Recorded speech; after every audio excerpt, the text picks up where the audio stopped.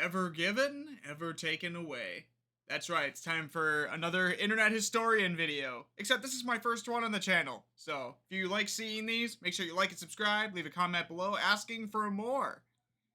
Without much further ado though, let's just get right into it, shall we? By Saley, and some very patient people over at Patreon. This is gonna be some high quality stuff. Music fades in. My friend, let me weave you a tale of a windswept night beyond the old Egyptian sands, where the water plays coy with the shore, and the coy are sure to play in the water. Dreamworks? Where the desert wolves make love to the moon. This is cinema already. Exterior day. This is the Suez Canal. Undeniably, Egypt's most famous body of water. Nothing bad ever happens here. Really? Oh, except for that one time. Oh. Okay, so there's a ship, and it's called the Ever Given, and it's going up the Suez Canal really, really fast, probably. And you think that the Port Authority would call probably? And they'd be like, Captain, you are going way too fast. but the captain, he's wicked sick cool, so he's like, They're just jealous of my passion for going fast through critical trade infrastructure. Oh no. Increase speed. No! If you will not slow down, prepare to meet the full might of the Egyptian military. two of Egypt's fastest fighter jets scramble on the runway. But the captain kept adding power. Faster! The people of Europe need these Chinese knockoffs of European goods. And they got all sorts of technology to go like top speed. Don't go faster, I beseech you. But everyone on the crew was loving it. Yeah! Go But then- faster! Look out! Someone left a ramp in the middle of the canal. I ain't afraid of nothing. What? It was at this point that the captain chose to do a wicked sick jump.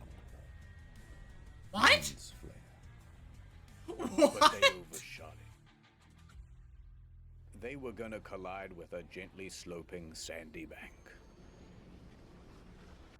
They threw on the handbrake, Drop anchor! Brace for impact! but it was too late. Collision. Literally everybody died. What? Ever given, ever taken away. Absolute cinema. That'll do. Alright, see you in a year. What do you mean it's not long enough? Wikipedia, ChatGPT. Add the music. They love that. A reaction GIF? That's a good one. No, Oh, this video is too no. good. Dial it back a little. Okay, let me start again. I'll do the phony voice too. Better. Okay, so here's what really happened. I was about to say. What the heck? Everything is great! This story begins in Malaysia. Of course, you already know, but that's this one over here. And at a Oh. port named Tanjung Pelepus is the container ship known as the Ever Given. The last of the cargo is loaded onto the ship, and the captain of the ship, Krishnan Kanthaval, is there with his crew of 20. Hello! At this point, Kanthaval probably said something like, "All right, the boat's tummy is all full of cargo. We're almost ready to get going." So Evergreen, the operating company of the ship, would have called ahead and booked passage for the ship. Yes, one adult ship ticket, please. Large. How many containers? Hold on. 1, 2, 3, 4, 5, 6, 7, 8, 9, 10, 11, 12. Now this guy at the operating company Imagine! is on the line to the Suez Canal Authority, and they are in charge of all of the operations of the Suez Canal. All right, thank you for choosing Suez Waterways. You are scheduled for March 23rd. You are 922nd in queue. Alright, we've got a Supermax container coming through on March 23rd. Pulling up the stats now. The Ever Given, one of the largest container ships in the world. Over 400 meters long, 60 meters wide. Only 10% smaller than the world's largest aircraft carrier. Able to carry over 20,000 of these shipping containers. Holy There's a shit. guy and a sandwich for scale. Alright, navigator, helmsman, Gene. Let's get going. We wouldn't want to hold up the other ships. With a teary goodbye, the Ever Given sets sail from Malaysia and makes course for the Netherlands. Let's go to the map. Malaysia, and you already know, but the Netherlands is over here. The route's so simple, you just go from here over to... Oh. We're blocked by Africa, sir. Should we just head back? Don't worry, I know a shortcut. Head into that inlet. It's called the Red Sea. Captain, it's blue. I know. I In know. a bit over a week, the Ever Given cruises all the way to the Red Sea. And on the way, someone on the crew points out Djibouti and says it aloud. Djibouti, because it's fun to say. It's a great time to be a cargo ship captain, I can tell you that much. Captain, we've got another problem on the sat-nav. There's more land in the way. How are we supposed to get through an obstacle like this? Should I just head back? Now, if this was 1868, Canterville would be in big trouble. But luckily, in 1869, someone happened to dig a big channel.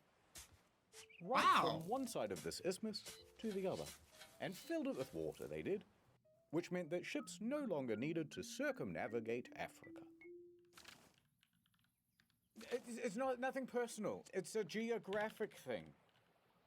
Late that evening, the Ever Given arrives at the Gulf of Suez, here on the map. It's a big open area for ships to park. And there are ships everywhere, sitting idle, waiting for their turn to pass through the canal. Now the helmsman is kind of driving around the area, looking for a place to park and drop anchor. But then, something captures his attention. Hey, what's that mysterious-looking ship over there? It looks abandoned. M.V. Ahmad. M.V. Do not speak its name, helmsman. Why not? Look, there's a spot. That's a handicap. They park the ship, drop anchor, and radio in to the Suez Canal Authority. Thank you for joining the queue. Typical wait time is a few hours, up to 1 business day. Why do we have to wait? Why can't we just go straight through? Because we've got rules here at the canal. A big book of them. No running, no dive bombing, and blah, blah, blah. Somewhere way down the back of the manual it says, all vessels entering or leaving the canal must have a pilot. And in fact, a ship as large as yours needs 2. These pilots are employees of the Canal Authority who understand the perils of the route. Kind of like a consultant to the captain. And they stand around going, yes, yes, go here, turn coming up here, watch out for the geese. So just stand by for a while, yep? Alright, nothing to do till this pilot arrives. Guess I'll take a little bit of me time. I'm off to my cabin, fellas. Don't do anything I wouldn't do. And so just after midnight, Canterville heads back to his quarters to take a nap. Quite a cozy scene, wouldn't you say? But all is not well on the Ever Given tonight. There seems to be some trouble. Oh no. With the weather. 2:30 a.m. Canterville wakes up. Outside is the loud rattle of shipping containers sparring with the wind. Loud enough to capture Canterville's attention. Raro. He dashes up to the bridge. Robo? Alright, what's the status on it being really, really windy outside? The wind is up to 35 knots, but the Ever Given is fine and the anchor is keeping us held.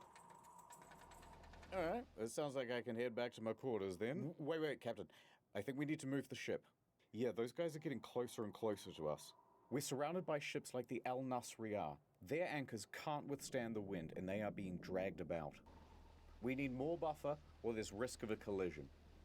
Good thinking. All right, duty engineer, prep the engines. Aye. The ship takes Aye. flight. The helmsman steers the Ever Given to get further away from the other ships. This whole thing might be cancelled. Port control. Although this waiting area is delightful, the weather outside is very frightful. Is passage through the canal still happening? Not cancelled. Hold position. Your pilot is wrapping up and will be on his way to your vessel soon. They're making us wait. Captain, if we're struggling not to hit ships in this big open area, it's going to get pretty dicey when we have to navigate through a narrow channel like the Suez. Yes. Although you should have said, spoiler warning. What?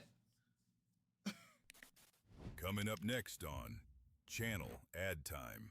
Welcome back to Raising Sailing. I'm What the Sailing Man, heck? professional traveler and eSIM user. Finding tourists to get them huge savings on an eSIM plan. It ain't for the faint of heart. But if there's one thing I've learned... Oh, W ad input? W ad input? I gotta love it. I always appreciated internet historian storytelling. It's just so good. In all my years, when they're traveling, they need data. I can't get an Uber. I didn't sort out my data before I left. Got another one? Try this. First, we download the Saily app on your phone. Then we choose how much data we want and where. Then we add the code Internet Historian for 15% off. And don't forget the most important part. Mwah. What the I hell? just gave your phone international data using the Saily app. Thank you, Saily Man. Very cool. So download the Saily app or scan the QR code on the screen now and use the code Internet Historian to get 15% off at checkout. It's so beautiful here in the hills of Switzerland. If only I could listen to podcast in the background. Here comes Saily Man. Over 200 destinations, 24/7 live chat support, and no physical SIM or roaming fees, because it's just an app. Could I have my phone back, please? At Saily, family comes first, and data comes second. Data comes first. They're both tied for first. Tonight on Raising Sailing. Anyone can get Saily. Dead ones. Sorry, I have a boyfriend ones. All regular. I have a presentation in 15 minutes at the UN Security Council. Mm-hmm. And I didn't download the slides. Without this presentation, I'm worried they're gonna nuke North Sentinel Island again. 15 minutes to go and he hasn't got the slides. I'll be the guy who started the next world war without those damn slides. 10 minutes to go and he hasn't got the slides. History will not look kindly on me without those slides. Here comes Saily. Now you have 10 gigabytes of data on your phone. Cheaper than most phone providers. I love you, Saily Man. Hush, little one. I saved it. The Saily app really saved me. This truly was our job. But we prevailed. It's not an easy job, but Saily gets me through. So download the Saily app or scan the QR code on screen and use Internet Historian as the code to get 15% off at checkout. Get some damn data on your phone, why not? Ad over. That is the best Some ad time I've has seen passed. We're back for on the bridge. a long Where's time. the helmsman? Captain's gone back to his quarters. Pilots won't be here for hours. Then suddenly, an idea. The Uh-oh. helmsman takes it upon himself to navigate a little bit of art. Hee, says the helmsman. As long as What? no one checks the nav data, this won't come back to bite me at all. What the hell? A couple of hours pass. The wind dies down just a little. No ships crashed into the Ever Given, but a small one did pull up beside it. Captain, pilots are here. Welcome aboard. Oh, hey, Captain. Yes, we're running late. Where's the helm? We don't know what the pilots' names are, so we're just going to go with blue and red. Okay, I think we should move ahead at about 14 kilometers. That's right. Ahead. 14 kilometers per hour. The Ever Given joins a convoy of ships taking position at the entrance to the canal. Convoy, checking in. I suppose they need to manage Red, everything with all the red. ships going through. All right, everybody. We want to be alert. Stay focused. Yeah, Captain. I'll follow the other ships. I'll try not to get lost. Hold on, helmsman. And the audience. This is a much more perilous journey than you might know. What? A And big straight audience. line? It is 193 kilometers of narrow waterway. And I hope you've got some Ow. stamina, because it takes 12 hours to traverse. That's a full day trip. Some parts are only 24 meters deep. Oh, that's very shallow. Yes, and only 200 meters wide in some parts. That's very narrow. I've seen McDonald's drive-thrus with more clearance. And you certainly wouldn't want to have an accident, would you? Because 12% of the entire world's sea freight passes through here. Yep. If you blocked it, the consequences would be humongous. No pressure, though. Oh, I see. Oh, don't mind him. He gives that speech to everybody. Ahead, 14 kilometers per hour. Yes, pilot. 14 kilometers. Steady on. So into the canal, the ever-given wind. As they cruise, the winds swirl back onto the sea.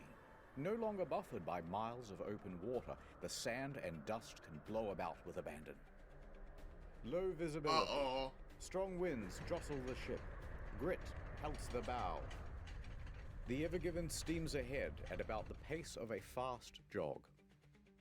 And there's no real build-up here, to be honest. Things go awry almost immediately. How are you coping with the wind? It's manageable.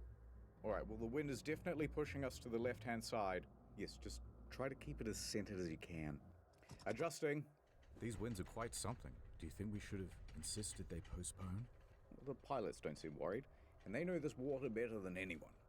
The angle of the wind is particularly nasty, catching the enormous surface area of the ship and constantly nudging it off course. Helmsman, you're still too far to the left. You got to get back to the center. Yeah, I'm trying. Adjusting. The helmsman keeps changing the trajectory of the ship, but he cannot seem to stay in the center. Come on, helmsman, we're still not centered. I know, it's the wind. No matter what they do, they can't seem to get away from the left bank. The wind foils their every countermaneuver. That's This crazy. is not as manageable as I thought it would be. Is it going to be like this the whole way? Don't worry, this is really common. It won't be the whole trip. No, the problem is we're going too slow. Red Pilot takes the initiative. If we speed up, we can push through the wind. Accelerate to 22 kilometers an hour. Somewhat reluctantly, the helmsman obliges. 22 kilometers per hour. Engines engage and the ship speeds up. Captain, going this fast in heavy winds is needlessly reckless. There are protocols for this sort of thing. All right, Gene, it's a bit windy. Relax, this must happen all the time. The Red Pilot was right. The increased speed helps them to fight through the wind and get away from the left-hand bank. However, they can't seem to keep the ship in the very center. Helmsman, you're aimed too severely to the right-hand bank now. We need a bit of leadership here. Don't worry, I know what to do. Turn left. Adjusting. The pilot's giving steering instructions now. Captain, is he supposed to do that?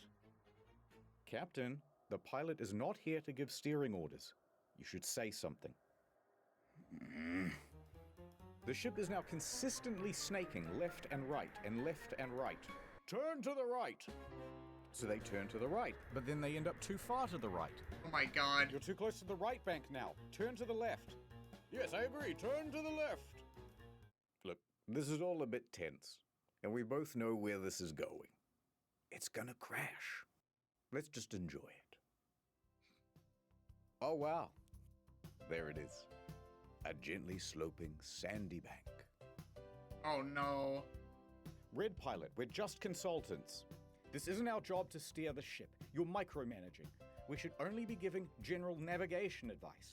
We're getting too close to the left bank. I can't keep it centered.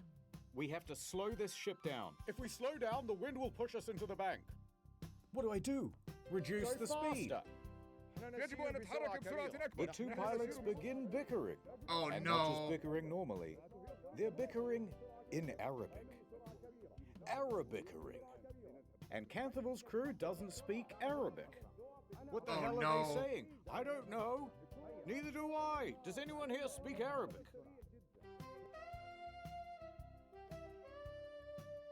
The Ever-Given has reached its target speed of 22 kilometers an hour, but they're taking wider and wider turns and can't seem to get anywhere near the center of the lane. And the two pilots, they're still fighting. Captain? Captain! Pilots! Captain! The Ever Given then reaches an extreme, unrecoverable angle, pointing acutely to the right, straight for the bank. Oh no! Yep, collision imminent. Oh boy. We need to turn left. Now. Hard left. Hard to the left. Hard to the left. The rudder turns. But the ship doesn't turn with it.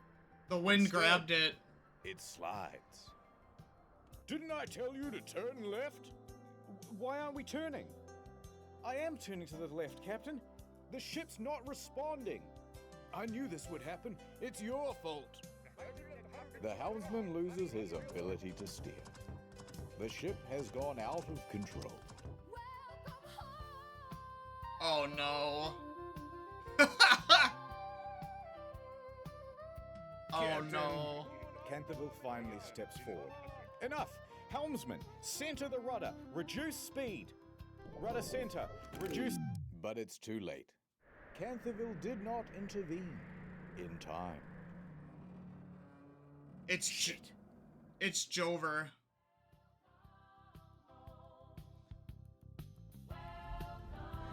Oh no!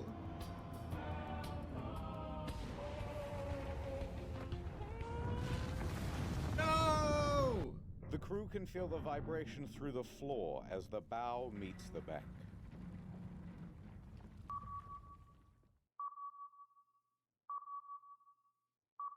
That bow, raised 6 meters, slides into the bank with ease, like a hot pencil through pudding.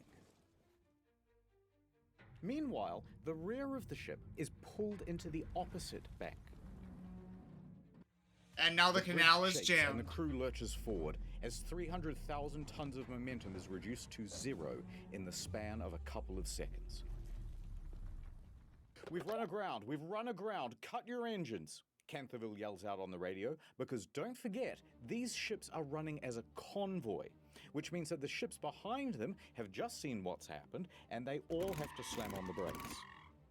A couple of ships back, the Asia Ruby 3 suffers an engine malfunction, and it cannot stop as quickly as it intends to, and nearly plows into the back of the Maersk Denver.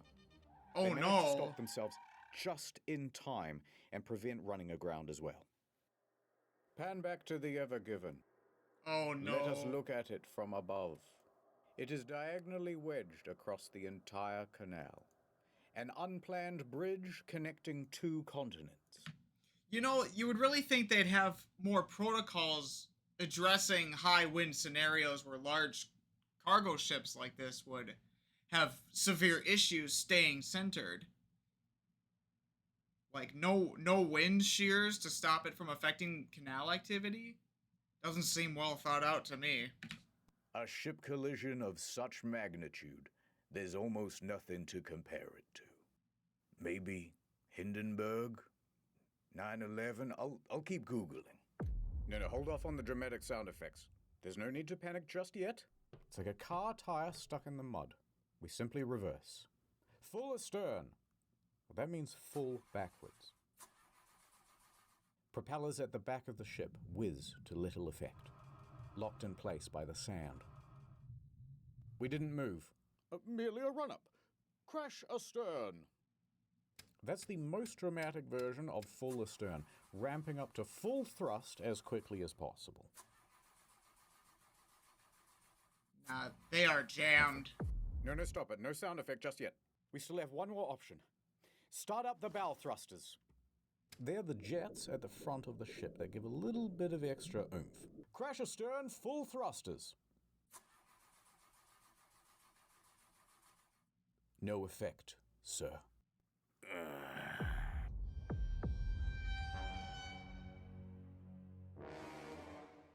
Now, we don't have the transcript from here, so we'll just presume that at the time, Canterville said something very quirky and millennial, like, so that just happened. But what we do know is that he and the pilots then jumped on the radio and got in contact with the Port Authority. We've got something to tell you, and you gotta promise not to get mad. Shut up. Look, listen. We're gonna need a tugboat. We are run aground. The helmsman takes a turn at being millennial. There are other ships right behind me, aren't there? Uh-huh. And there were, as the queue of container ships piling up behind them got longer and longer. I blame the pilots for sure. Make that 2 tugboats. Oh my god. So what happened here exactly? And who is in big trouble? Explainer time! There are 3 main causes to why the ship crashed. I'm gonna take a wild guess here and probably say that the captain is to blame for not taking authoritative control. Like, the pilots were being very confusing with their instructions, and also one of the pilots gave a navigational instruction that was a big no-no. But authoritatively, the captain is responsible for the ship, and he should have stepped in sooner. So I'm guessing that the blame falls to the captain, but the wind, the misdirection, and the lack of input from the captain is what is to blame here. Let's start with the wind. The captain could have very easily said, guys, the wind is far too severe. Let's postpone. But he didn't. However, the blame's not all on Canthaville. The 2 pilots could have also said, let's just follow protocol. By radioing in to HQ and saying, yes, get us 2 tugboats, please. With 1 on each side at the front, they would have had far more stability and control. And they wouldn't need to erratically fight about with the wind to stay in the middle of the lane. Tugboats would have Second helped cause, too. The speed of the ship. Now, it was the red pilot who told the helmsman, accelerate the ship to 22 kilometers per hour. But when he did that, they were already driving at the speed limit for their weight class, 14 kilometers per hour. And telling the helmsman to go beyond that meant that they are technically breaking the rules. And while I agree that some rules are made to be broken, going this fast in a very large ship in a comparatively small canal causes a whole bunch of problems to do with fluid dynamics. Big problems. Huge. 5 fun physics phenomena. Now, I don't know the physics, and if I did, I wouldn't tell you. But what I will say is this. Speeding up causes something approximating oversteer. The ship becomes all slidey. I'm just going to turn a little bit to the left, but instead you go a lot to the left. I'll just turn right a little bit, but instead you turn to the right a lot. Remember how the cheerful navigator was like, come on guys, we have to get back to the center of the lane. Well, they can't, because every time they try to direct back to the center, the speed and the oversteer means they overshoot it. One more effect of going very fast. I will sneeze. Wait for it. What? Take a look at this animation side on. Water pressure effects cause the ship to tilt. At this speed, the front is raised 6 meters higher than usual, which means when they collide with the bank, combined with the high velocity, they really wedge themselves in. But we can't just blame everything on the physicists, because there's a third main cause: poor communication. Yes. English is the official language of pretty much every port. However, the pilots start arguing with each other in Arabic, which is not just unprofessional, but excludes all of the rest of the crew from what's being discussed. And all of these competing voices make for chaos on the bridge. But the blame is not all on the co-pilots either. The captain is always in charge. He has the ultimate authority. Decisions start and end with him. So the captain should have intervened and said something like, "Shut up, everybody." But he doesn't. He stands there quite passively throughout.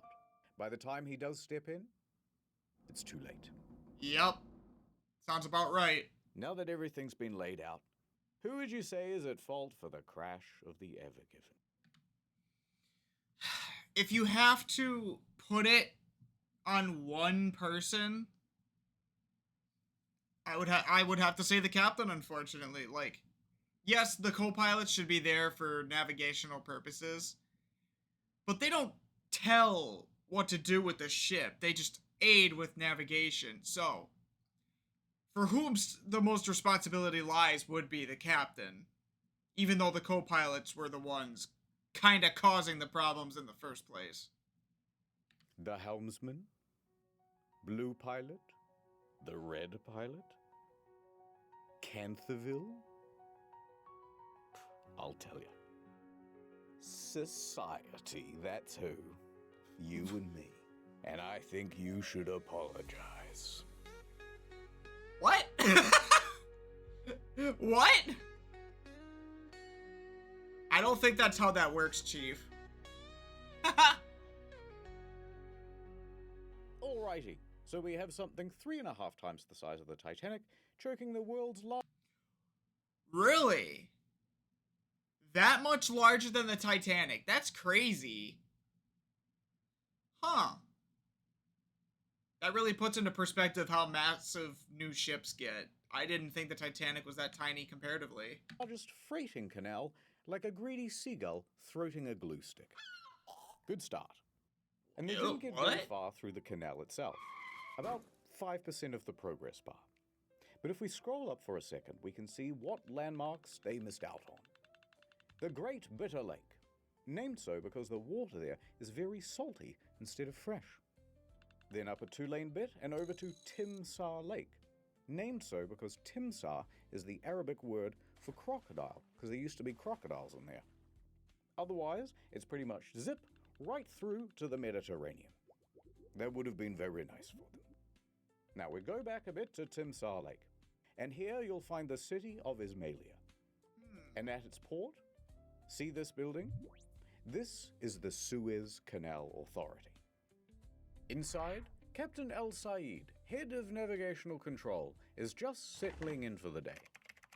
As he sits down to his desk, Captain, you're gonna want to see this. The video feed pulls up. What? Line 1. We're stuck. We'd like to request a tugboat. Stuck? Stuck where? You know that single lane area pretty close to the entrance? There. Now, had this happened in one of the 2-lane sections, they could have kept the traffic flowing.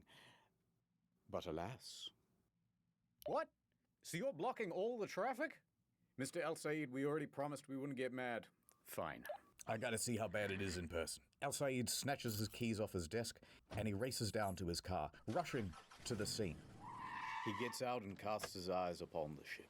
My God. Towering over him is a structure the width and breadth of the world's largest Walmart, except it is also 15 stories tall. The bow, raised 6 meters higher than normal, is jammed into one side, like an unwitting finger in a Chinese finger trap that somebody filled with Gorilla Glue in its prom tomorrow. The ass of the ship, firmly squatting aground on the other side.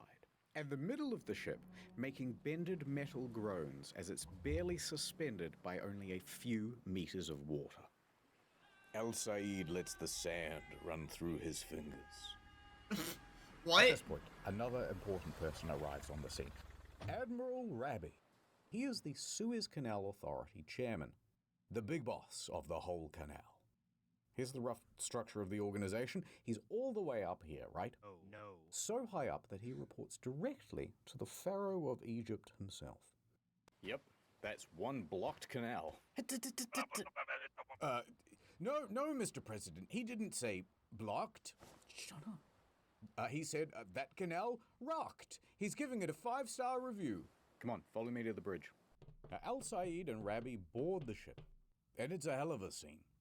The crew is racing around. Oh God, they're gonna check the nav data. They're gonna see the dick pic. Oh God. Kendall's standing back taking a panicked phone That's call what you're with the worried operating about? company. Okay, so 2 pilots walk into a ship, and the first one says, and the 2 pilots from before are still bickering.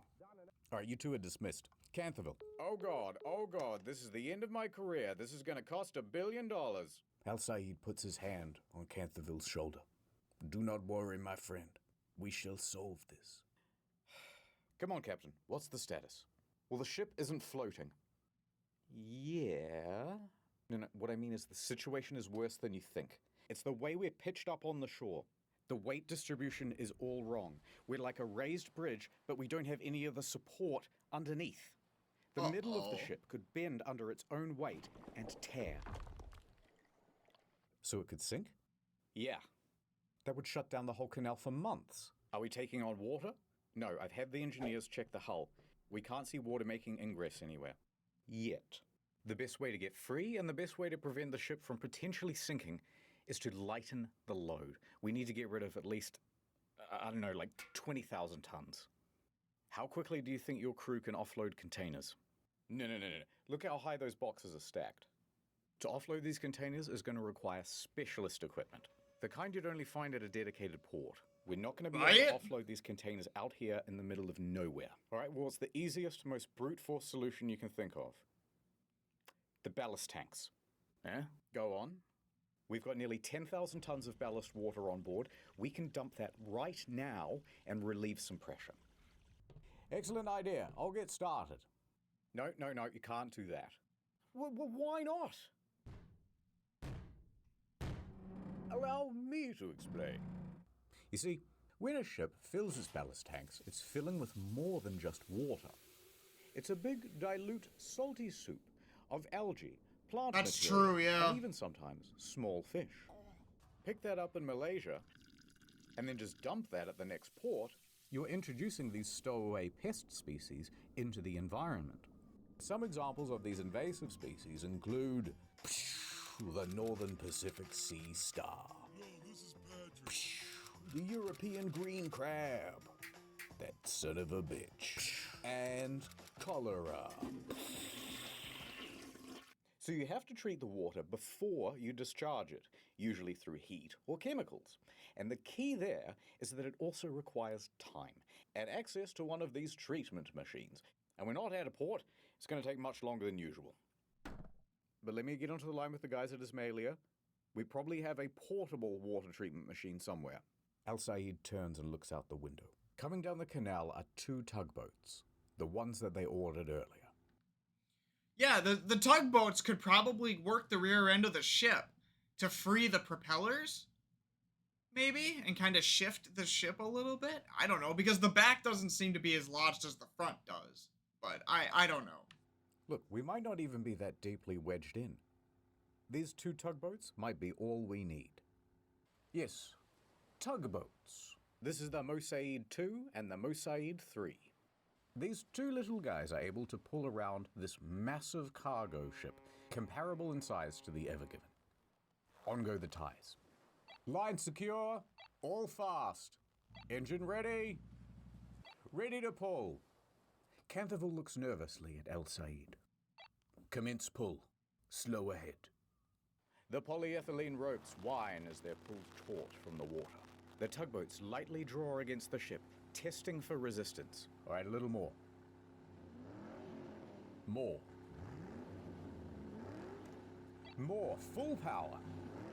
Nothing. Not an inch of difference. All right, stop engines. Be on standby. This isn't going to work. With just 2 tugboats, we do not have the pull for a ship this massive, this deeply grounded. It's also low tide. That's not helping. Wind's high tide. Early afternoon, in a couple of hours. All right, that buys us some time. How soon do you think you can get a dredger out here? Let me find out for you. Please hold. The dredgers can remove the sand below the waterline that's all built up around the ship. Hi again. They say it'll take a day, maybe 2. All right, tell them to hurry. A day or 2? I'd better update my boss. Let him know it's not gonna be a quick fix. I should call my wife as well. All right, don't go too far. I need you for something in a minute. Hey, what about excavators? Oh yeah, how many we got? Right now? No, for my birthday. Yeah, now. 1. 1 guy. There's only 1 excavator on standby for the whole canal. Well, it's just post-COVID. Everyone's been excavating from home. Patch me through. Wait, what? There really was just 1 guy, by the way. It's local contractor Abdullah. So he picks up the phone. Mushy mushy. There's been a big accident at the canal, Abdullah. There's sand and dirt everywhere. I need your help. Just send me the deets, Chum. Abdullah jumps in his truck and heads to the scene. And when he pulls up, Gott in Himmel, he sees the massive Ever Given wedged into the canal. Abdullah locks himself into his excavator and gets to work on the most important task he's ever done digged. He's working. Oh wow. Back on the bridge. Yeah, I'm not sure. Hopefully he's doing some work. Yeah, no, love you too. Okay, bye. He's doing some work. The boss was not happy. Hey, before you said you needed me for something. I did. Who's this? Breathe into this tube. Also, you have to do a drug test. After the crash, they tested Canthaville for drugs and alcohol. Both came up negative. There's also a procedure to make sure that captains aren't fatigued. They look at the rest schedule and they find, no, Canthaville took that nap. Remember? He's had plenty of rest time. So he passed the fatigue assessment. And while Canthaville was at the nurse's office, high tide came and went. Tugs were tried again. And again. Tried a little bit of this, a little bit of that. It didn't work. All day trying, all evening, and into the early morning. But that stubborn ship was going nowhere. Oh, they were pushing on the rear end of it? I was gonna say.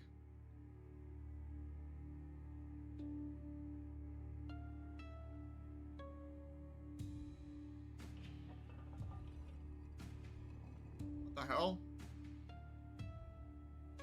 Of course. The moon. What? Day 2. There's quite a queue of ships by this point, and they're all honking their horns impatiently.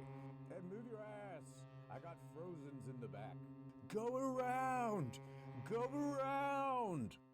No one knows quite what's happening because the Suez Canal Authority has not made a formal statement. But their hand is about to be forced when an impatient sailor behind the Ever Given takes a photograph and publishes it online. And this starts a bit of a buzz on social media. That's how it starts. It was at this very moment that the helmsman's most feared fear was most realized. Someone pulled up the navigational data. Colonel? Within 24 hours, it was all over the news.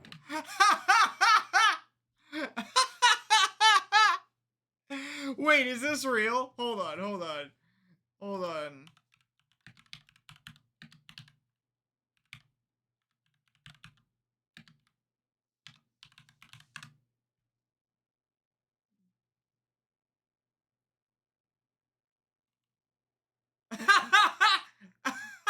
Yeah, it is. It's real. It actually happened. Oh my god. So over at the Suez offices, Mr. Rebbe, you have 300 voicemails. Telemarketers? Important clients and journalists. They're asking about whether the canal is blocked, aren't they? They're asking about whether the canal is blocked, yes. And the Suez Canal Authority could keep it a secret no longer. They held a press conference. Okay. This is crazy. Let's say, hypothetically, they didn't give many details, but it was a very inspirational press conference. The news begins reporting on the story. It's blocked. Cargo ship blocking the Suez Canal is a huge container ship. There's just the most incredible drama playing out in the Suez Canal. A massive container ship longer than the Eiffel Tower. It's one of the world's most important shipping lanes. And breaking news from the Nana Star News Channel. I'm Nana. Mega ship's big ass is stuck in the Suez Canal. Right. Point is, this story exploded everywhere. There was a lot of sympathy to go around. I appear to have blocked global trade. And the internet, upon seeing it, went, these guys need some help. We would love to volunteer. That's not a picture of a naked woman. I need to help them. They knew best about what to do to get this ship unstuck. Alright, it's time for the yeah, I reckon you could pretty much just do this and it'd work section. Oh, I found God. The most popular solution was simply blow it up. No ship, no problem. But why wouldn't this work? Well, first you're blowing up $1 billion worth of cargo. And this thing is about 3 times the size of Mount Rushmore. So there's quite a lot of debris to sweep up, actually. And we still haven't solved the problem of moving the thing out of the fucking canal. Next idea. What if we attach 1,000 helicopters and simply fly the thing out? You could even take it all the way to its destination in the Netherlands. Well, the problem is this thing weighs about 300,000 tons. So even if you had a really powerful helicopter, you're going to need like 25,000 of them. And you can't put them all together in one area or they'll all crash. It ain't gonna work. En route to help. Hey, maybe pull up a bit. Next. Alright, more seriously, why don't we take a whole bunch of old jet engines, weld them to the sides of the ship, turn them all on at once, and whee, the day is saved. What the fuck? However, there is a risk of an explosion. And then you'd have a hole in the ship. And then the ship sinks. And then you're really never moving it. Hear me out. Liquid nitrogen. A lot of liquid nitrogen right under the boat. The water freezes, expands, the ship lifts up. Bob's your uncle, you love it. Except now, the ship is just stuck in ice. And then it melts, and then you're back to the exact same position. Also, you need like $1 billion worth of nitrogen. There's no way to get that much material, let alone handle the scale of that material. Also, everyone's going to freeze to death on board, and the ballast will expand in the tanks, and that'll destroy the ship. It's not going to work. All right. Last idea. Best idea. What if we just actively made things worse? Such as this petition to add a second boat to the canal. What the fuck? Jokes aside, one humble comment did stand out from the crowd. The fucking... The Godzilla and the Kong lifting the ship up. You can't make this shit up. Like, a few people on that side, push it, and I really think it would go. Well, maybe. Because that's exactly what the recovery team intended to do. Ahoy! Ah, good to see you back from the nurse. I told them I didn't do any drugs, but they wouldn't take my word for it. I would have believed you. Hey, just give me the walkie-talkie. All right, full ahead with the excavators. 3 more excavators join Abdullah, and they are all busily digging out the front and rear of the ship. It's still going too slow. What else we got? More rescue stuff. So here comes Rabbi pulling up to the scene. Good news, fellas. And he's standing atop a very powerful bit of kit. A big, beautiful dredger. To be specific, a cutter suction dredge. Essentially, you've got a big rotating cutting tool that loosens up all the soil, while a big suction pipe sends it yonder. Alright, do the dredgy. Full speed. What else we got? We got more tugboats incoming. More and more tugboats join the fray. A total of 8, arranged around the ship like this. Holy shit. Notably, the Baraka 1 and the Izzat Adel. These are 2 of the most powerful tugboats in the Middle East, and that includes the non-deserty parts.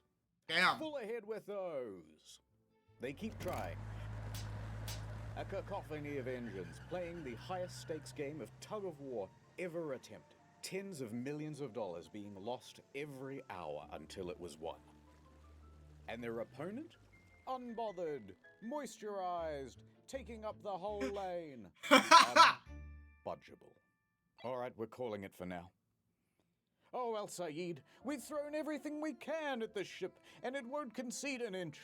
It's hopeless, hopeless. The cynicism of youth. I've worked for many years on the Suez. There's magic in the water, Canterville. Magic. We will succeed. Your words are empty, El Said. Optimism has blinded you, El Said. We cannot defeat the canal. It is simply too powerful. If I were the guys at Case and Kaisha, I'd just forget about the Ever Given and buy a new ship. Well, we can't afford a new ship. The owners of the Ever Given, Shoei Kaisen Kaisha Limited, are getting very worried. I need that ship back, and I can't just leave it to the Suez Canal Authority to do it. There's only one team daring and foolhardy enough to take on a job like this. Kaisen calls up an elite salvaging company from the Netherlands. Smit Salvage. We need your help. I got your number from you know who. Smith Yellow is the Pages. industry's best. They have response centers all over the globe, 24/7, ready to respond to marine emergencies. And funnily enough, they're the same team that helped with the rescue of the Costa Concordia back in 2012. Oh, no Suit up, kidding. boys. They put the ocean in Ocean's 11. I The guess they would be tide quite in capable. Tide Pod. And sometimes they pee in the water. Why not? The fish do it. We're en route to the canal. ETA in the next 24 hours. What? I don't... What the fuck? I don't think they needed to do that. What the hell? Next time on Boat in Canal. The prophecy. It's coming true. The prophecy. Kiss me, you fool. I'm beginning to think you don't want to get the boat free. Well, is it the Yanny wire or the Laurel wire? Laurel. I couldn't hear you. You're breaking up. Ha ha ha. There's only one way this was ever gonna go. Wait, what? Wait, what? It's now day 3.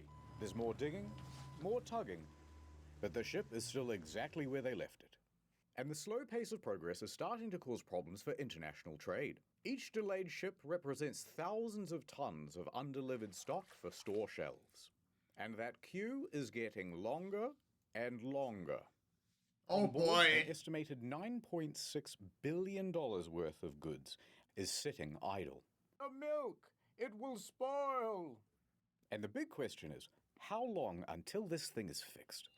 To answer this burning question, the Suez Canal Authority holds another press conference and declares, guys, another day, maybe 2, might even be this afternoon. But the media and industry experts disagree. The truth of the matter is that they're not making much ground. I mean, this is proving to be more difficult than originally expected. Could be closed for weeks. Or it could take weeks. Could be stuck for weeks. Weeks. That's how long it could take to free the container ship currently blocking the Suez Canal. So that means all of these ship operators here, waiting in the queue, have a very difficult choice to make. So basically, I've just got 2 options. One, I can wait around hoping the ship gets unstuck, which nobody knows how long that's going to be. Or option 2, we go all the way around Africa. And I really don't want to do that, and it's not just a geographic thing. Freighters don't want to go around Africa because it will cost them far more in terms of fuel. It adds 10 extra days to the route. And most importantly, pirates. Pirates, assassins, and gay pirate assassins. Now, there be 2 main pirate hangouts. The Somali pirates, everyone knows about them. But the more prolific group is actually in the Gulf of Guinea. Named so because it holds the Guinness World Record for most pirates. In fact, in 2020, 96% of all maritime kidnappings happened in the Gulf of Guinea. That doesn't sound very good to me, Mr. Kaisha. And I just want you to know that you've made an enemy. And when I... Is your boat running? Because you better fucking move it. You can't park there. All right, hear me out. I'm thinking a bunch of helicopters, right? And we... There are a lot of people now who are angry with the owners of the Ever Given. There's only one thing I can do. Bing, bing, bing, bing, bong. Breaking news. Pause for a second. Shoei Kaisen Kaisha is big sorry. The owners of the Ever Given feel such enormous pressure Is that big they go sorry. live on television to make a public apology. Is big sorry. We are determined to keep on working hard to resolve the situation as soon as possible. Please do not be mad. In a few years, we'll all have a big laugh about it. Yours sincerely, Mr. Kaisha. Oh God, that's the boss of my boss's boss. I'm in so much trouble. Can't do anything about it. All we can do is keep trying to free the ship. So they keep going. And going. Into the night.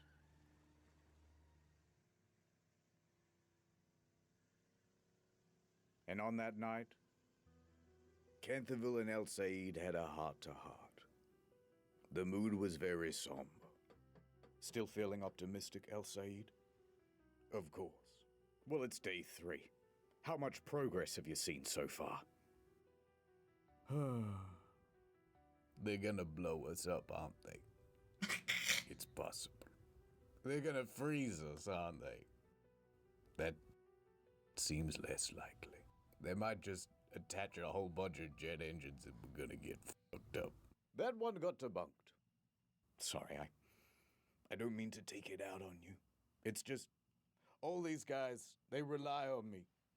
The navigator, the helmsman, Gene, and the other ones we never animated. But I'm thinking maybe I should just get on a lifeboat right now and never look back. I could go live on an island somewhere, far, far away from here. Run away? Look at this. Timu neck massager for Sally. I bet she's checking her mailbox every morning. Bulk $6 fingerless gloves for Mr. Poe Box. You want to disappoint him? No. Little Jimmy won't be getting his 20-pack of kitchen tongs this Christmas. And you think that doesn't kill me inside? But we've exhausted every option. There's nothing on Earth that could free this ship. Well, that's where you're right. Look up there, Lil Canthy. El Said points up into the night sky. Los Lunos. The moon? Yes, the moon. The son of the night. To the ancient Egyptians, it was a sign of hope. And in a few more nights' time, a prophecy will be fulfilled. The supermoon. I have to show you a kind of boring diagram. I'm so sorry. You see, the moon doesn't just orbit the Earth in a perfectly equidistant circle. It is, in fact, an ellipse. That means there is a point when the moon is the furthest from the Earth, and we call that the apogee. And there's also a point where it's closest to the Earth. That's the perigee. You know when you look into the night sky and the moon seems bigger or smaller than usual? Different distances, innit? Point is, the moon gravities all over the water. And the closer it is, the more it's going to pull. Creates a high tide. Now, there's another effect as well. If you believe the mainstream media, the Earth is going around the sun like this. And once in a while, it will also align with the sun being on the exact opposite side. Bam! At this point, when everything lines up like so, both the sun and the moon are at max strength pulling on the sea. And they call that the supermoon. And the tidal effects of both combine for an even greater pull. High tide can be even higher than usual, sometimes by up to 1.5 feet. Now, these sorts of moons only happen 3 or 4 times a year. But in 4 days, Big K, we're going to get one.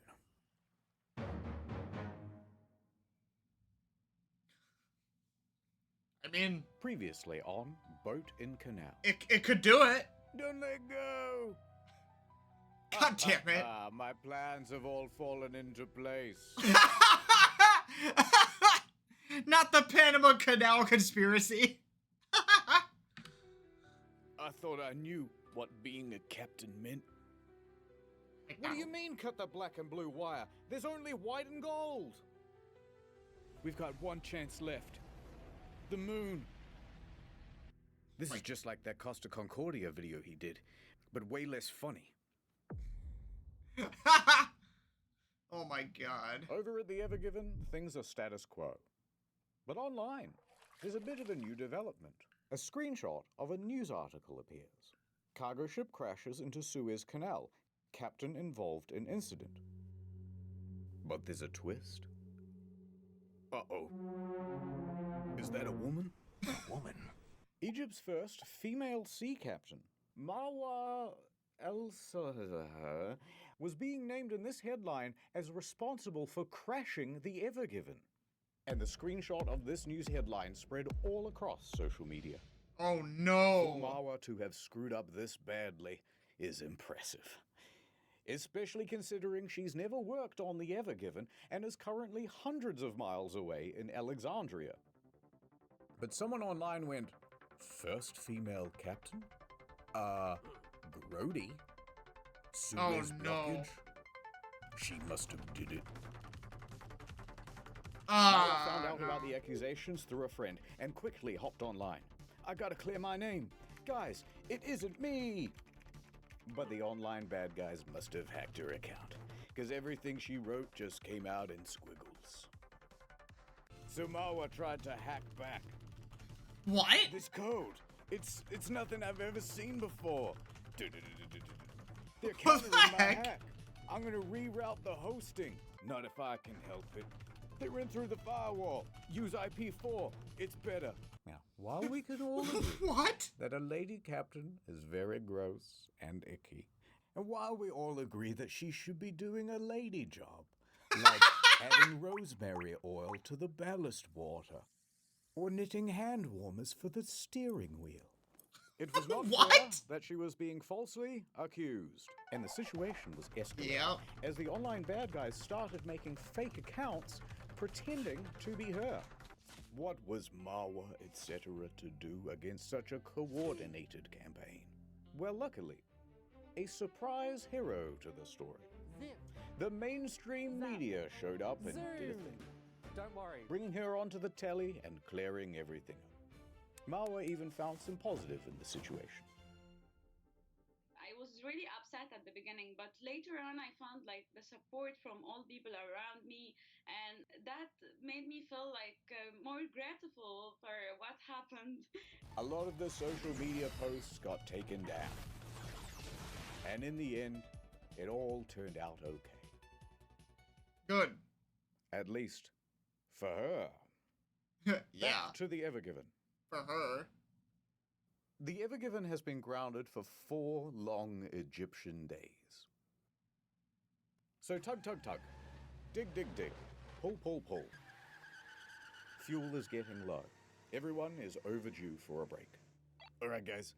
Grab a Red Bull and a little snacky. We'll pick up again soon. But as the engines wind down, the crew can hear something approaching. Who the hell is that? It's Smith Selvage.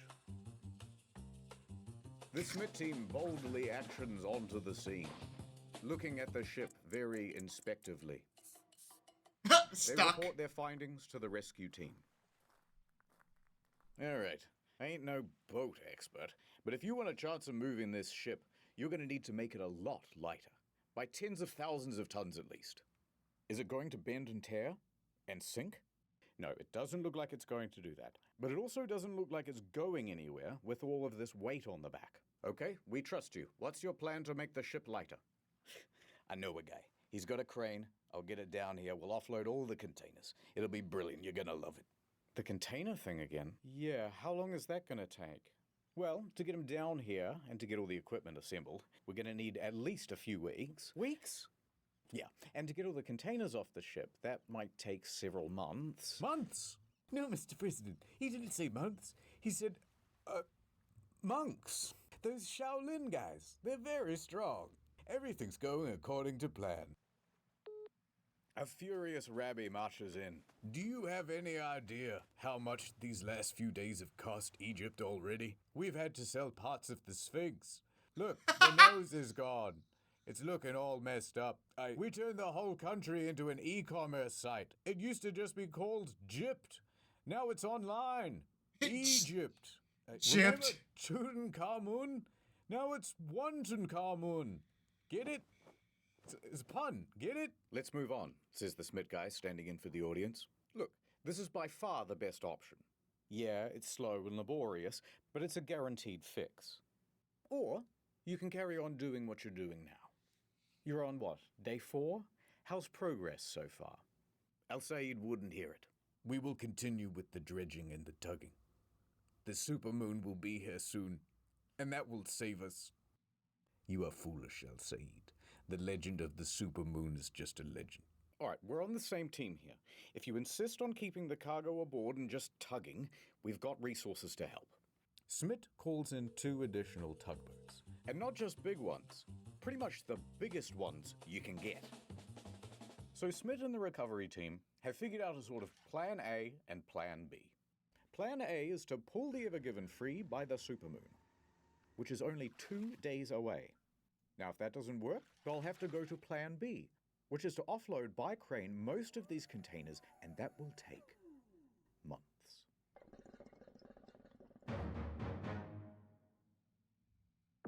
I mean, either way, though, you're gonna be waiting to do any of that, you know? It's like, the only difference is a few extra days for Plan B versus Plan A. If, for context, I have no idea what happened with this ship at this point. But it's a few extra days to wait for the supermoon and then tug and dig versus months to get the ship offloaded and all of that shit. So, either way, you might as well just send it. Watching on impatiently, tapping their feet and looking at their watches very aggressively, is now a queue of 400 vessels waiting to use the canal. Fresh fruit, thousands of tons, losing its freshness. Medicine, losing its potency. After this, there is no turning back. You take the blue pill. Wait, what? You take the red. Not to mention livestock. More than a dozen ships have live animals on board. Mostly sheep and cattle, lightly sizzling under an Egyptian sun. The Egyptian government has had to dispatch vets to board these ships to tend to the animals' welfare. A few days ago, when I was a younger man, freight from Asia only cost $8,000 a container. Now it's $12,000. And the impact is being felt by a lot of larger companies. Renault, for example, ran out of some critical components and had to halt assembly at a couple of its plants. I did hear about that. Nike, IKEA, all saw shortages. Some of our clients are out of their top-selling SKUs already. And as tankers queue, oil prices are rising. Let my people go! Through the little waterway, please. And meanwhile, all across the day, the tugs are trying again and again. Move a little more sand, wait for the next high tide, try again. And as this marches on with the same futility as day one, banking on the supermoon looks like a costlier and costlier gamble. Alright, enough of this. Said about 100 ships, opting instead to go the long route around Africa, accepting the longer traffic time and piratey risk.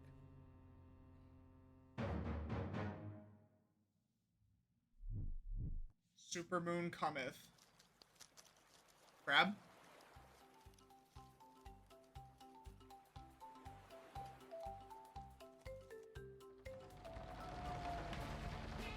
The supermoon.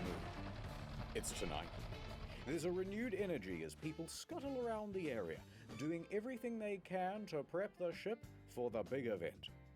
The excavator crew, over the course of the week, has expanded to a team of 11, working double, sometimes triple shifts with only 3 hours a day for sleep. Good lord. Together with the 2 dredgers, they have moved 30,000 cubic meters of sand and soil.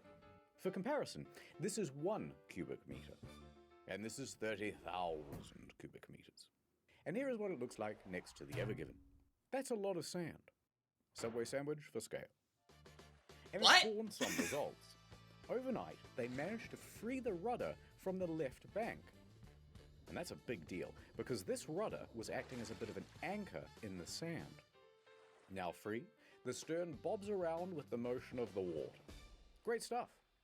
Meanwhile, the crew is doing everything it can to lighten the weight of the ship. That includes making a second plea for the ballast water to be ejected. Oh please, the Smith guy's already tinkled in there. We just can't do it. It would destroy the ecosystem of Egypt. Please, please, please, please, please, please, please, please, please, please, please, please, please, please, please, please, please, please, please. All right. Biodiversity. Let 1,000 algae bloom. Nice work. That'll make the ship 9,000 tons lighter, Kenthy. The water's so bright I can barely see it coming out of the ship.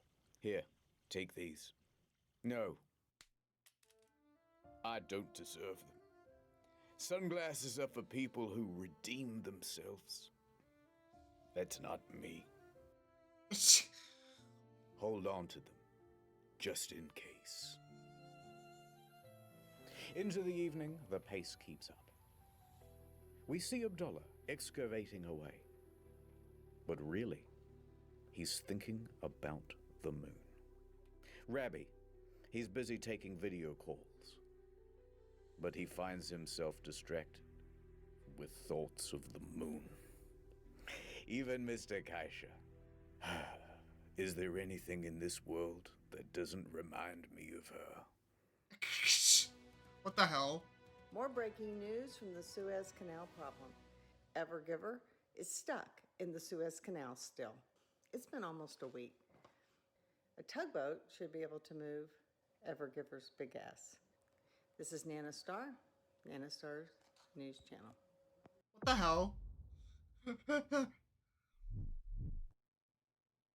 The full moon shone brightly that night, kissing the nape of the canal's neck with its gravity lips. Full tongue. The canal liked it. What the hell? And spoiling the romance of the moment is a big fleet of tugboats, watching on voyeuristically. They are 17 in total, with just a bit over 1,600 tons of bollard pull. And here's how they're arranged around the Evergiven. Of the four most powerful tugs, 2 go at the front and 2 go at the back. They'll be pulling. Another 6 tugs are put on the flanks. 2 over here, 4 over here. They'll be pushing. The remaining tugs are fueled and ready on the sidelines, waiting for their chance to sub in. Positioned like this, when the word is given, all these ships are going to try and turn the Evergiven anti-clockwise. Looks great, guys! Do you think that this is gonna... I believe in the supermoon. This had better work. The guy with the ruler down by the shoreline yells out, "The tide has hit its peak!" El Sayed commands over the radio. Start main engines. Tension on.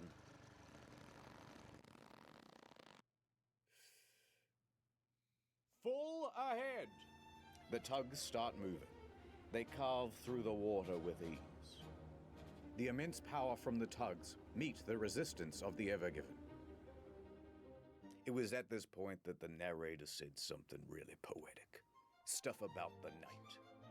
About how the ships were like dancers on the water. For juxtaposition, we cut away to that crab again. What the hell? Which everybody hated. It's like a metaphor if you think about it. The tugs are sliding to the left. They're sliding to the right. It's not working! Diesel fumes fill the air as the tugs keep increasing their power. The water violently foams behind the tugs. Everyone is staring at the back of that ship. Come on. Move. This goes on for minutes. More minutes. Even more minutes. An hour. 2. 4 hours. By 4:30 a.m., the moon's power is starting to wane and there is very little progress. Don't give up. The tide only goes down so that we can rise once again. Your moon gambit has cost Egypt dearly, El Sayed. Guards, prepare the sarcophagus with the beetles like in the... What the hell is that? Under the water, all of this tugging has loosened the sand, the soil, the rock. Could it be? The sound of metal tensing and flexing. The ship is beginning to move. It is coming free from the bank. The supermoon gives one last howl. It worked. They pulled the ship from the bank. At the back, at least. Now, the bow is still wedged in there pretty good, but this is progress. We're halfway to freedom. Keep going. So they did, all morning.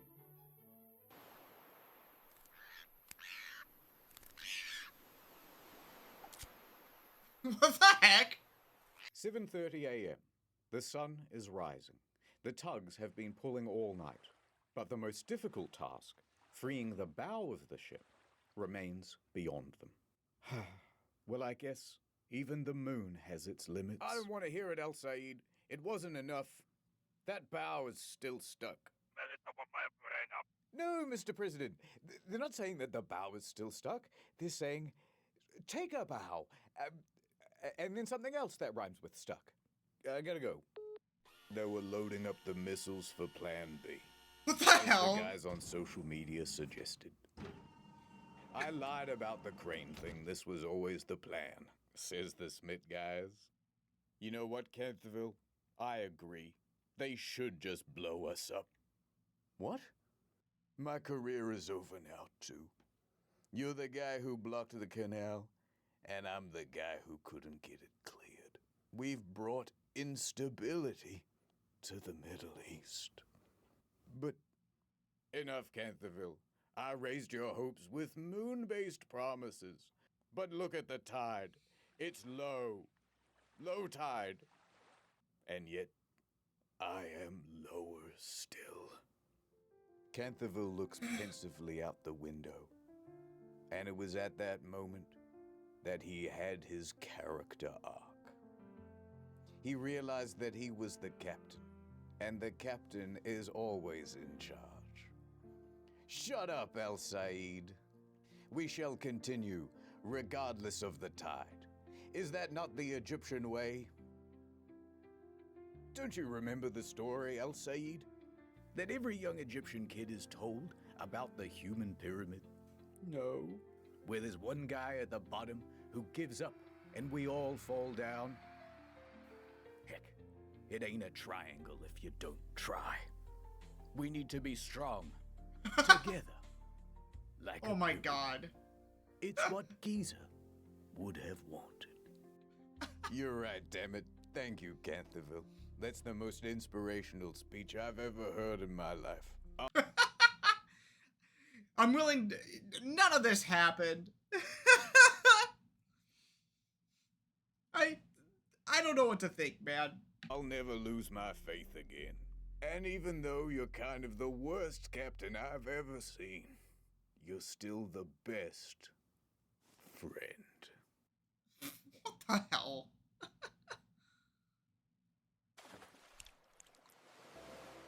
God damn it, not the crab! So they pressed on all morning, enthusiastically and vigorously tugging away, beating off the fatigue, but to no progress. Why don't they just... Okay, everyone, take a break. Copy. We'll have lunch and pick up again in a couple of hours. Then suddenly, one of the Smith guys comes busting into the room. I've got an idea. Everybody turns and looks at the Smith guy. All right, well, sorry about the boring diagram, but take a look at this. Remember how we emptied the ballast tanks before? Yeah, of course. Well, now that the ship is half floating, what if we refilled the ones at the back, on this part of the diagram, where the ship is almost floating? That way, it will sink lower here and allow the bow to sit up even higher on the bank. Canterville gives El Said a knowing nod. I got this. I know a guy who owes me a favor. What? Please. A few hours later, the ballast tanks were filled. And it worked. The bow lifted ever so slightly. It's working. And it gets better. It's now 2 p.m., and that means high tide. Guys, I've got another technical issue. All right, what is it? It's easier if I show you with a drone. Let me try again. All right, you can see the ship is lodged at the front. The guys are pulling, but it ain't budging. However, a lot of force is building up here. And what if it were to break free? The sudden release could propel the ship straight across the water with a hell of a lot of momentum. It could span the entire canal and land on the opposite bank, only to run aground again. Worse still, it could pin these small tugs in its wake. Not the sandwich! Dangerous. To solve this problem, they did a bit of a safety briefing, and they got some rope. 4 ropes, actually, tying the bow of the ship to somewhere on the land. Why don't they just, you know, fill up the ballast in the back and then pull backwards a little more to, you know, not against the surface of the shore on where the bow is. Why don't they just pull it more backwards to give it a little less, you know, pull it free more from the shore before pulling it outward? I don't know. The lines look great, guys. With the contingency in place, the tugs start up again. And about an hour later, at 3:05 p.m., movement. The bow began to shift. Okay, that's definitely moving. This is it. It's working. The ship made a big noise as it accelerated from the bank. And at first, excitement and relief. The bow was coming free. But uh-oh. Remember that concern about the overswing? Well, it's happening. Okay, the only source we found for this part of the story was Bloomberg, but they said that it happened and we wanted to build it. So this recreation is how we imagine it went. The 4 support ropes take strain. Then, snap. One of them breaks. Do you think it's gonna hold? I think it's gonna hold. Move those tugs out of the way. Snap. Another rope breaks. Uh-oh. Captain El Said. It's gonna hold. Get your tug out of the way, but it's gonna hold. Snap. A third rope breaks. Get out of the way! Get out of the way! Move! A single strand is the only thing holding this ship from swinging all the way to the other bank and being stuck. Forever. Without even realizing, Canterville grabs El Said's hand and squeezes it tight. It's gonna hold. You're a madman, Canterville. Mad passionate about this canal, and I ain't afraid of nothing. He said very cold-backedly. The engines shut off. All that could be heard is the squeak of tightening rope and the scream of torsioning metal. Sacre bleu, said Abdullah. But it is slowing down. It comes to a halt. The final rope held. Holy shit. They really did it. That rope's a hero. The Ever Given rested easy in the middle of the canal. Al Said turns to Canterville. Power up the engines. Let's get your ship moving again. I'm on it, says Canterville. All of the tugboats start honking their horns in celebration. Cheers can be heard from the main treasure, the Mashour. In fact, they filmed this celebratory video. Nice. You heard them right, Mr. President. We did it. We did it. It's free. I told you. All in a day's work. The president takes his finger off the nuke button. Pack it up, boys. Nice. You think maybe they'll... I can't believe it. All that digging really must have made a difference. I just... Oh. Yeah, everybody hated that crab. We did it, Gene. We did it. Gene? Where are you? Captain, who are you talking to? Gene. Captain, there's no Gene on board. What? Wait a minute.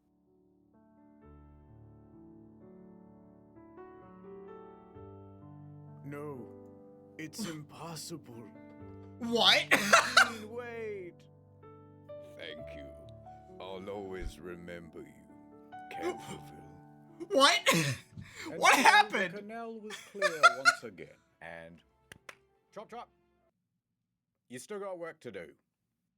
By 8 p.m., the workday had not finished for the Suez Canal Authority. There's still a backlog of 400 ships waiting to go through the canal. So Rabbi stands in front of microphones and says, "The canal will be operating around the clock until the queue is cleared." And within a few days, it returned to normal. It was a big accomplishment.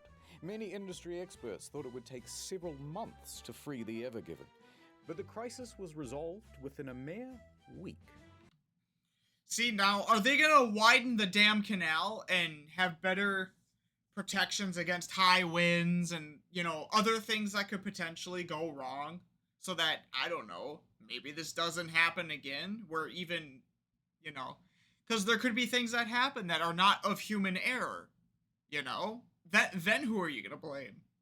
Prepare the sarcophagus for the doubters. Even Egypt's president came out and said, "Good job, everybody. You know what? Pizza lunch." And the Suez Canal Authority held a ceremony in honor of the workers who helped to free the ship. And they also made this monument, which you can see on Google Maps. Oh, that's cool. Yeah, those workers were clutch. Holy shit. Actual heroes. But the story doesn't end here. A quick note on the helmsman's penis. Now you, me, and everyone in the press saw that VDR data. Fragwürdigen Penismanöver genutzt. But despite how real Penis maneuver and to scale it was not deliberate. Yes, sheer coincidence. If you watch the VDR data, he really is just dodging the ships, and that's the shape that the path took. So he didn't get in any trouble. Nice. The end. It was fate. It was meant for it. All Yippee! right, but one more smaller detail. Now that the Ever Given is free, what's going to happen to it? And what's going to happen to the crew? Well, the Ever Given was tugged over to Great Bitter Lake, where they determined that the ship was seaworthy and not in any urgent need of repair. But it's also going to be impounded. Oh no. Hey, there's, like, police boats outside. Impounded? Why? What did you do? This ship and its crew is now subject to the indefinite detention by the authority of the Egyptian government.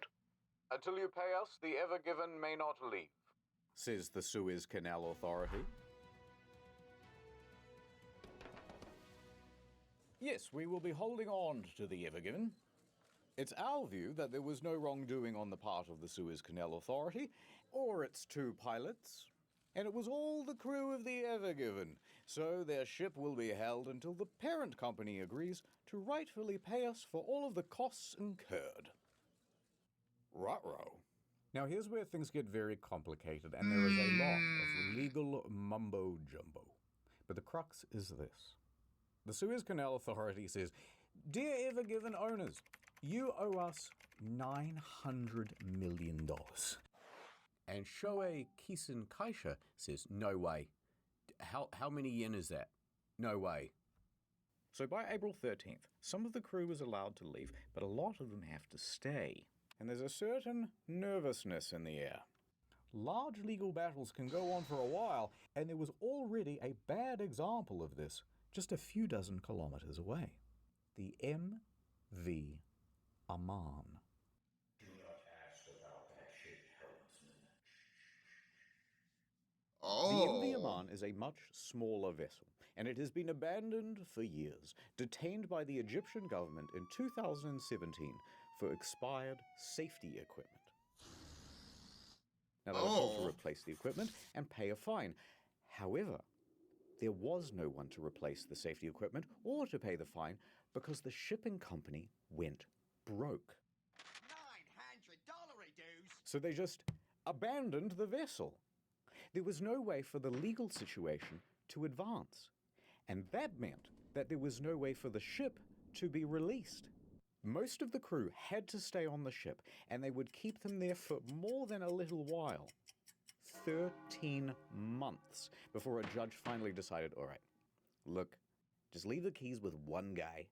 We'll call him the custodian, and everybody else can go home. Now, that custodian was a Syrian man named Muhammad Aisha.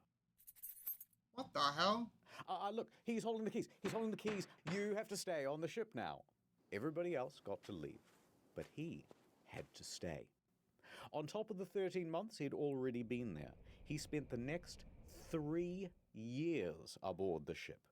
How? Quickly, the ship ran out of fuel, which meant it ran out of power, which meant it ran out of running water. No refrigeration either. Food ran out. Every few days, Mr. Aisha would be allowed to swim onto the shore to get food, water, charge his phone, but but he was only permitted for about 2 hours until they would tell him to scoot.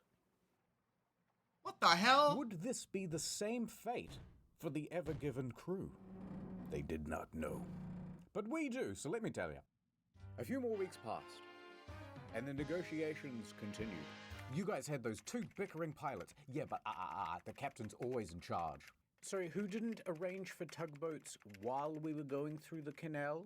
Oh, that was you guys. I'm gonna put 20,000 containers on one of the largest ships in the world and go double the speed limit, then complain about tugboats.